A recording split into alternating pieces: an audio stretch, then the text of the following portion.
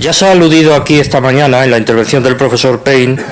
a cómo la Guerra Civil Española, además de su importancia ciertamente relativa en el terreno de la geopolítica o de la estrategia, fue fundamentalmente un conflicto de raíz ideológica, política o, si queremos, cultural, en el más amplio sentido de la palabra, porque podemos considerar la Guerra Española de 1936 como un enfrentamiento entre dos grandes concepciones del mundo. Probablemente sea esta la circunstancia que influye más directamente en el carácter peculiar que tienen las bajas ocasionadas por la guerra civil. Si comparamos este conflicto con otras contiendas del siglo XX, en el entorno en el cual nos movemos, se puede comprobar perfectamente que la guerra nuestra, en contra de lo que se cree habitualmente en determinados ambientes, fue poco cruenta, siempre relativamente hablando, y en términos fríos y por lo tanto estadísticos, tan diferentes de ese tono humano o de ese acento humano que ha predominado hasta ahora.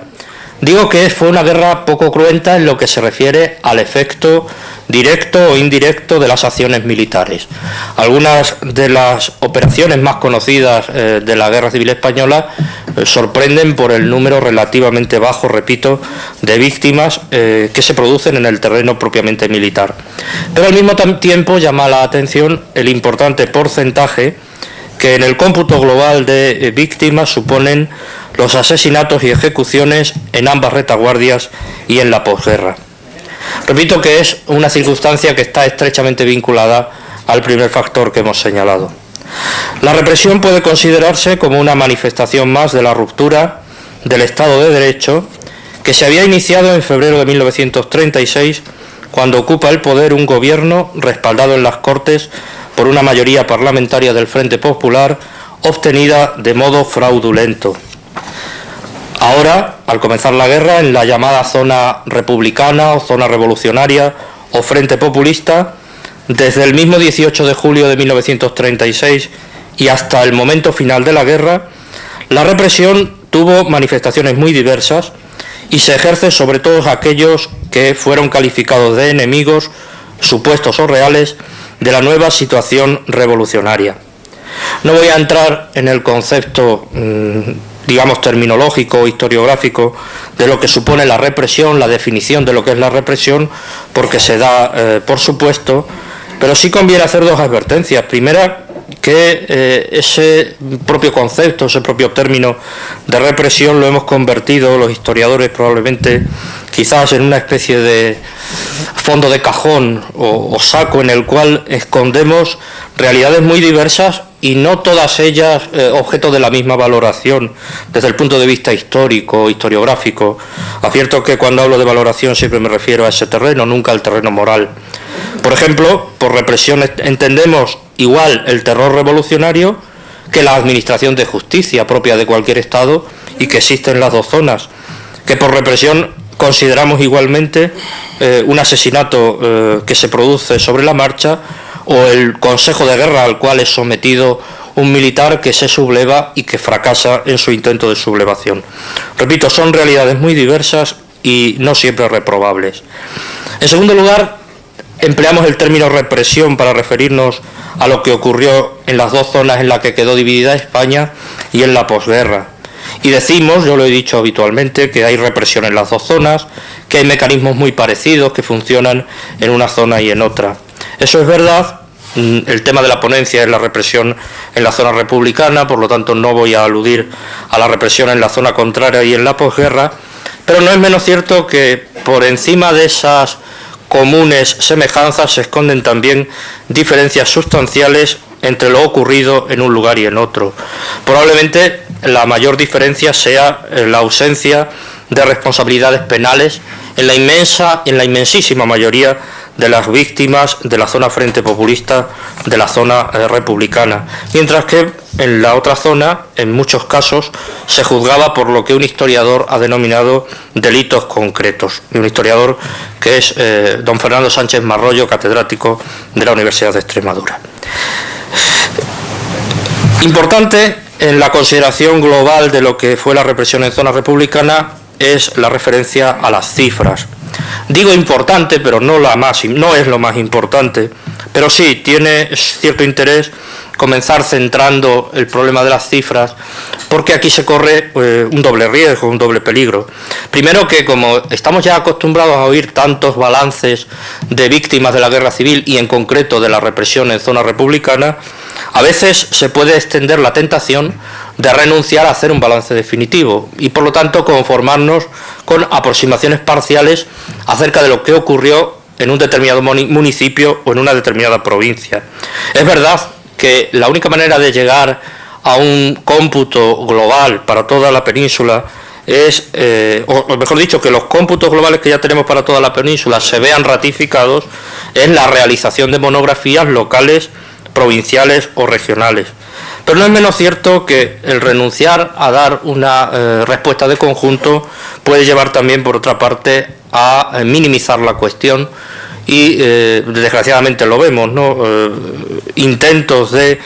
querer extender lo que ocurrió en toda la retaguardia Frente Populista a partir de la valoración de lo que ocurre en una determinada zona. Pienso, por lo tanto, que se debe reivindicar cómo en medio de todo ese margen que hay para la imprecisión y para el reparto de cifras más o menos arbitrarias, sí estamos hoy en posibilidades de ofrecer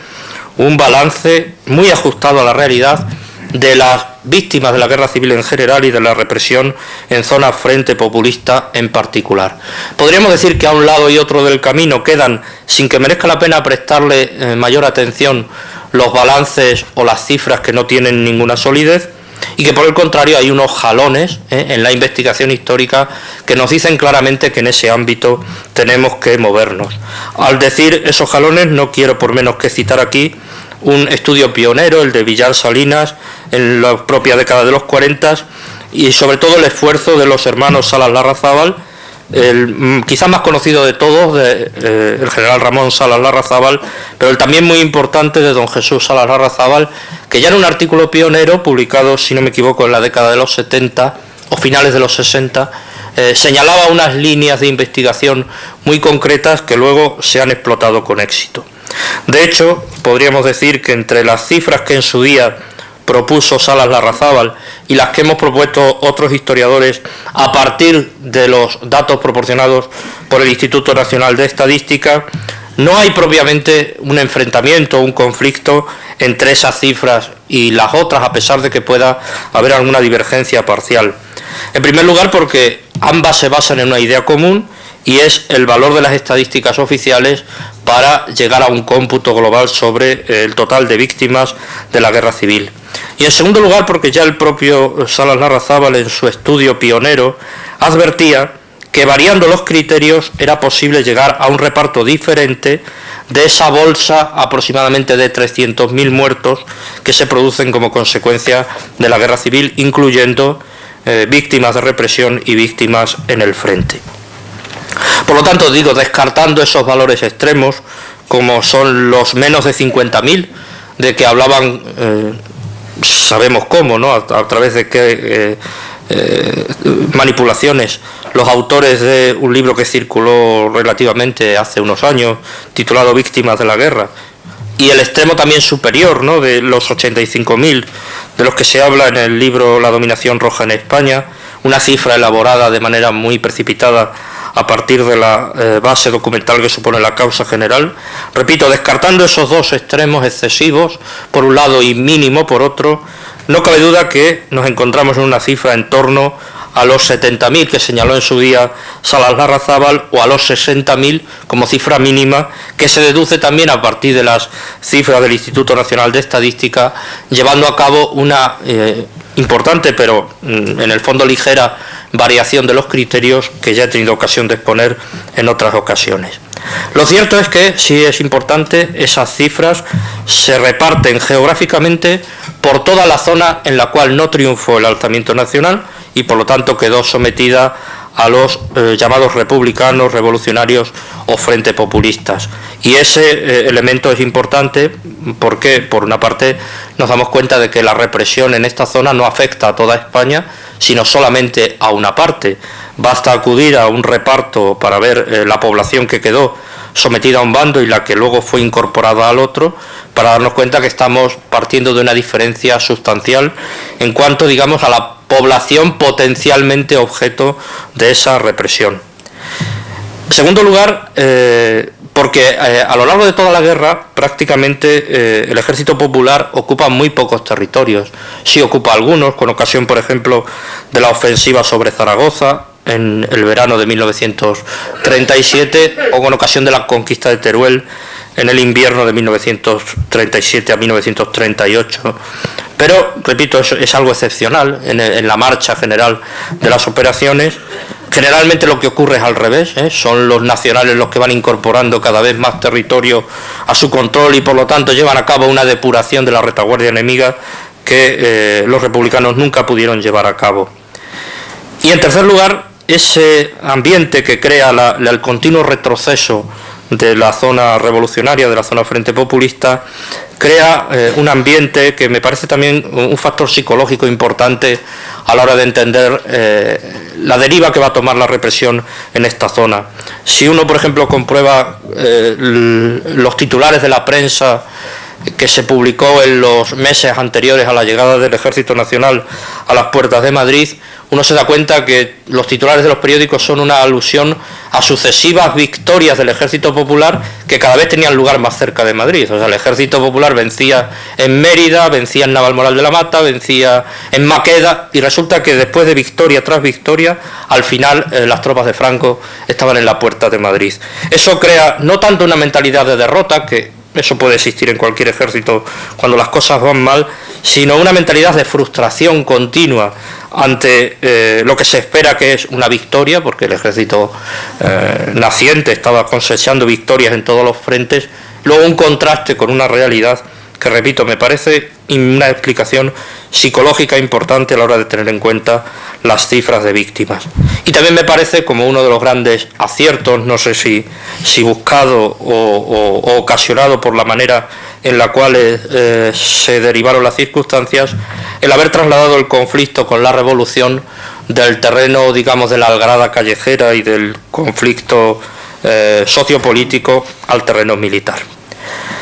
Sentado, por lo tanto, esas dos premisas generales acerca de las cifras, creo que una buena manera de tener una visión de conjunto de lo que ocurre en la retaguardia republicana sería citar 4 grandes enunciados que se encuentran dispersos de manera reiterada en determinada historiografía y que podríamos llamar son las 4 ideas equivocadas acerca de la represión en zona republicana. 4 ideas equivocadas que, repito, se encuentran dispersas en parte de la bibliografía acerca de esta cuestión, pero también 4 afirmaciones que, afortunadamente, gracias a la labor de otros historiadores,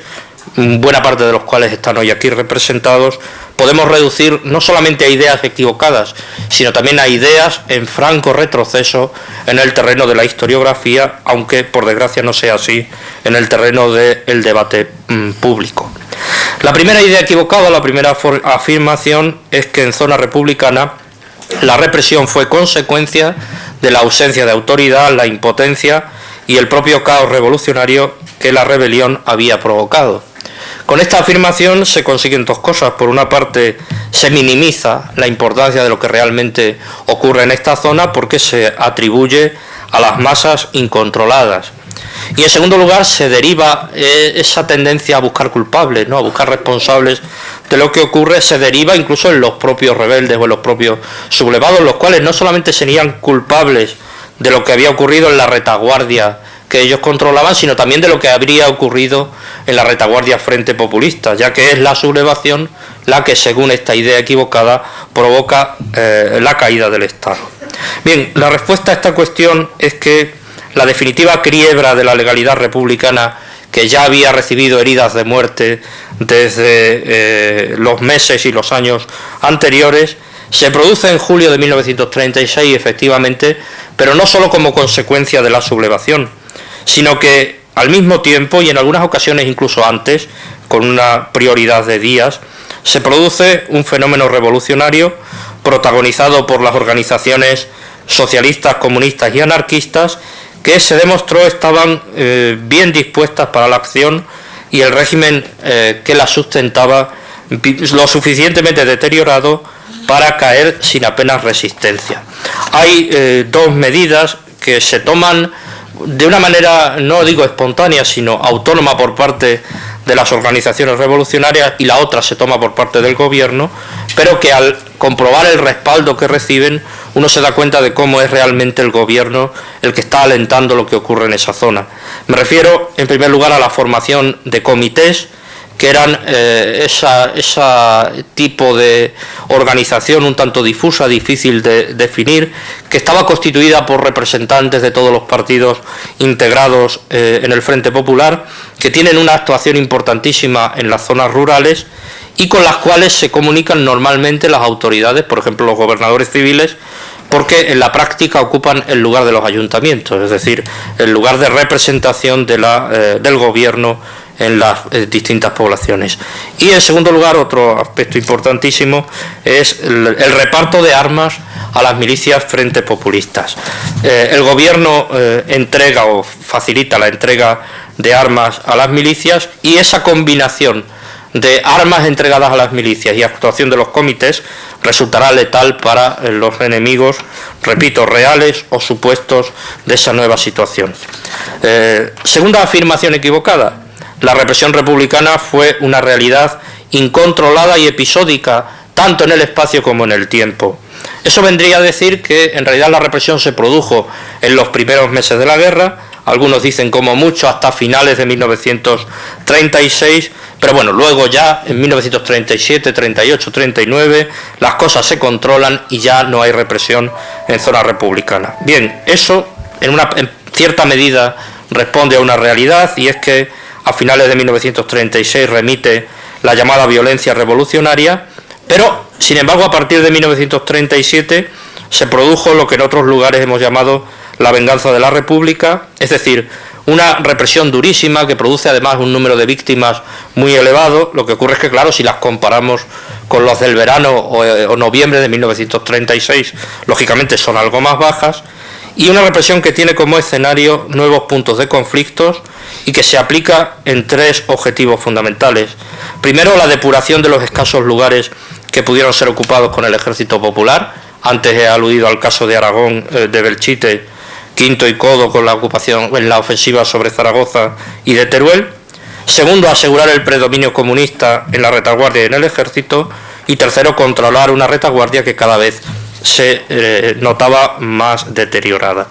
Tercera afirmación equivocada: aquellos asesinatos se cometieron para implantar una sociedad más libre y más justa.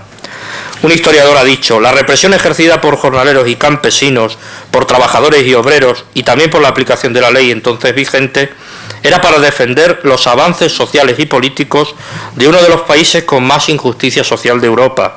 Los muchos errores que indudablemente se cometían pretendían defender una nueva sociedad más libre y más justa. En esta interpretación sui generis, la violencia frente populista queda convertida pues en un desahogo, repito, pues casi un tanto espontáneo, de aquellos que lo único que querían era casi luchar por la libertad y la justicia. Indudablemente, cuando uno se acerca a lo que realmente ocurrió, tanto por quiénes eran las víctimas de la represión, como cuando comprobamos los efectos, lo que se pretendía con esa represión, la deriva que toma la retaguardia